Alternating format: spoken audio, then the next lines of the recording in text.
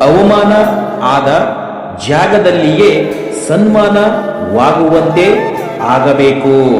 ಸ್ನೇಹಿತರೆ, ಅವಮಾನ ಆಯಿತೆಂದು ಕುಗ್ಗದಿರು ನೀನು.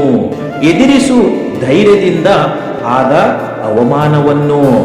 ಬಿದ್ದವರ ಎದುರು ಎದ್ದು ನಿಲ್ಲುವವರೆಗೂ, ಅವಮಾನ ಮಾಡಿದವರ ಎದುರು ಸಾಧನೆ ಮಾಡುವವರೆಗೂ ನಿಲ್ಲಿಸದಿರು ನಿನ್ನ ಪ್ರಯತ್ನವನ್ನು.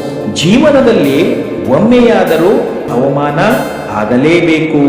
ಇವತ್ತಿನ ದಿನ ಅವಮಾನವಾದಾಗಲೇ ಮುಂದೊಂದು ದಿನ ಸನ್ಮಾನವಾಗುತ್ತದೆ.